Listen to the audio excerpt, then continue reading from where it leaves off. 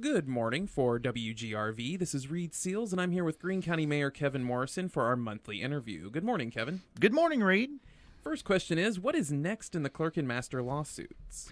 Well, as you know, at the Monday night's meeting, the agreement that I had forwarded or offered to the Clerk and Master was approved by the full commission in a 20 to 1 vote.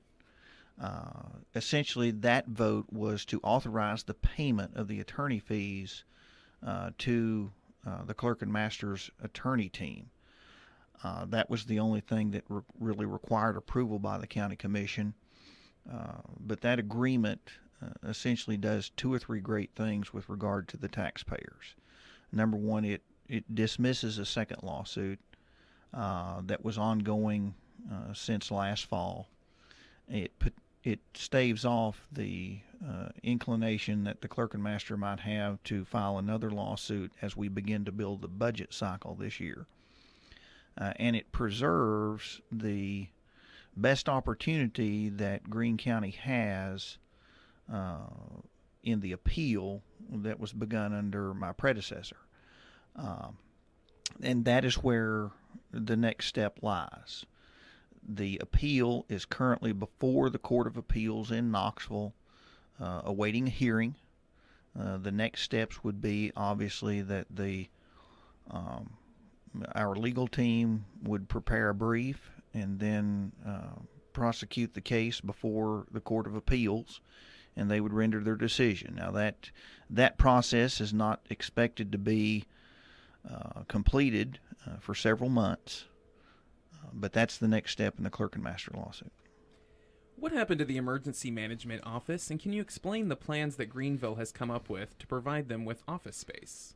Okay, about 2 or 3 weeks ago, the Emergency Management Agency that was housed in the bottom floor of the old Andrew Johnson Schoolhouse called with significant air quality problems, odors and of unknown origin emanating from somewhere in the building, perhaps out of the sewer system or through the HVAC system, to the point that it was actually making the occupants of the building that also houses Main Street Greenville, as well as the City Employees Credit Union, somewhat ill or sick.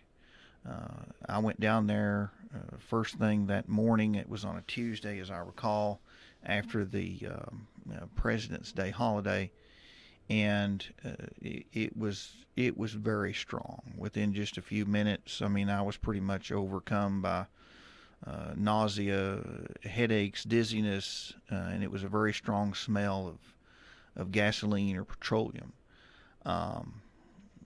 Because the Emergency Management Agency is so very vitally important to us, we decided to move them immediately to the lower level of the election office on North Main Street beside of Walter State. That building was currently being used intermittently by the American Red Cross out of Kingsport. I called their director. They graciously agreed to vacate the building as soon as possible, and they sent a team that morning, and we relocated the EMA to that location. Currently, the Emergency Management Agency is at the North Main Street location in the lower level of the election office. Going forward, the City Administrator Todd Smith, myself, and W.T. Daniels, the Mayor of Greenville, sat down and looked at the possibility of including the EMA agency as well as an EOC, an Emergency Operations Center, into the new fire station number 2, scheduled to be constructed on Forest Street over near the Tacoma Hospital campus. It essentially would be somewhere in the neighborhood of 25 to 2,800 square feet. It has to be a Class A structure, so it has to be built to a different specification and code that your normal residential or business structures are built to, and obviously there's a somewhat sticker shock cost to that construction. Todd and I are actually in the process of looking at a community development block grant through the First Tennessee Development District, as well as any monies that we might secure from the USDA or other government agencies to offset that cost. Todd in the city of Greeneville has graciously decided that any type of grant funding that we might receive would be put toward the cost of the EMA portion. We have money set aside for capital projects construction that I would like to see put toward, again, having a final solution for our EMA, having an EOC that would accommodate all of the entities involved in disaster recovery, as well as a structure able to withstand an emergency as a permanent home, permanent location for the Emergency Management Agency, and that would be one more piece of the puzzle that we wouldn't have to worry about in the event of a disaster, storm, tornado, flood, that sort of thing. Well, speaking of flood, you've been out with the highway department and seen some of the flood damage. Can you tell us about it? Reid, the flood damage is monumental. Yesterday in our meeting with FEMA, we turned in approximately, Greene County Highway Department at this moment, approximately $420,000 in damages. The city of Mossheim submitted about $75,000 in damages, and the Greeneville Light and Power to this point has submitted about $158,000 worth of damages. Damage assessment is still ongoing. The road transportation infrastructure in Greene County in places is severely damaged. Pretty near 100 roads were closed at one point throughout the flooding, and we have some sustained damage fairly significantly on about 25 to 30 of those roads. Holder Road in particular is one that comes to mind, that immediately comes to mind, that the flooding has just receded enough actually to allow passable cars and trucks, but because of the underlying foundation issues in that road, we have yet to assess it and actually officially open that road. There's limestone caverns and different things that we need to check for as far as road stability and whether that road, for instance, would actually have the capacity to carry a school bus or a heavier vehicle than just a regular passenger car. We have damage from Loveless to Cedar Creek and from McDonald to Horse Creek. Nearly every road was affected in some form or fashion, some to a greater degree. For instance, we have Wattenbarger Gap Road in northern Greene County out near Bayleton, where the road is completely slidden away from its foundation against the mountain. The folks that live on that road are now isolated and actually have to go through Hawkins County in order to get back into Greene County or get back into their home.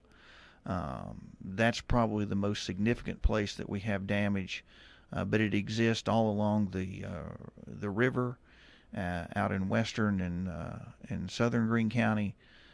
So we're working hard to make sure that we identify all of those places for the federal government so that we qualify for the maximum amount of disaster assistance to repair our roads and transportation network. So we anticipate that the president will declare or have a disaster declaration for Greene County in the state of Tennessee. We exceeded our threshold by 3 times what's required for that declaration, and we anticipate that coming very soon. To our knowledge, there will not be any individual assistance offered, as the flooding was not widespread enough to include high enough numbers to qualify for that. So the funding that's being provided or will be provided through this disaster declaration will be governmental funding to repair roads, transportation, infrastructure, government buildings, schools, that sort of thing. Greene County was recently awarded a Bronze Star with Healthier Tennessee. Can you explain the significance of this? Yes, there's been an increased focus on health and fitness across the country, across the state of Tennessee. This was an initiative started somewhat before I actually arrived as the county mayor. My predecessor established a wellness committee for Greene County. But the Healthy Tennessee initiative is essentially an initiative to bring greater awareness to disease and disease states, fitness, screenings for cancer and different diseases, tobacco and alcohol cessation, and of course, anti-drug measures. So it's essentially a way to amp up the noise level, if you will, for the community and different individuals to do something for themselves, for physical fitness and sort of vice cessation, if you will, so that we can be a healthier community. Obviously, that has a great effect on our healthcare system. It has a great effect on our insurance cost and different disease burdens to greater society as a whole, and we want to try to raise that awareness and that noise level to get people interested and fired up about anything from eating healthier to going out and walking. So that's been proven to extend, personal age, longevity, that sort of thing. So we're very proud that we are one of about 20 communities across the state of Tennessee that's received a bronze designation for that. And so we're looking to move on to the next step, on to bigger and better and greater things. So. And finally, what happened with the water tank at the jail? We've had a series of not so spectacular failures, I guess, at the jail in different infrastructure. It started about a week or so after I took office in September, where the water heater boilers failed. The heat exchanger at that particular point in time failed. We replaced those with two independent boilers for the water that does the cooking and the cleaning. So they're independent of the boilers that do the heating of the building. Shortly after that, the elevator gave out, and we had that replaced. Those were fairly two very significant capital improvements, emergency improvements that we had to undertake. And then most recently, about 3 weeks ago now, the sheriff approached me and said that the hot water containment vessel, it's not a hot water heater, but it is a tank that holds approximately 500 to 600 gallons, had developed a leak about the size of your pinky finger and was shooting water essentially across the boiler room and had to be shut down. And some people might say, well, it's okay to do without hot water for inmates for a while, but there are significant considerations for maintaining comfort systems even for the inmates. So regulations that we have to go by, governing bodies that regulate us, again to keep litigation, I guess, at bay with regard to inmate incarceration. And the hot water tank was one of those. So we undertook to replace it. It was original equipment installed in the jail in 1987. So the failure of that piece of equipment had actually reached the end of its life. And we replaced that to remove the old one, to install a new one. Parts and labor was approximately $25,000. If it serves us as well as the other one, then we're looking at another 30 years of happy motoring with our new hot water tank at the jail. So. Well, I want to thank Greene County Mayor Kevin Morrison for joining us today, and he will be with us next month after the next commission meeting. This is Reid Seals for WGRV.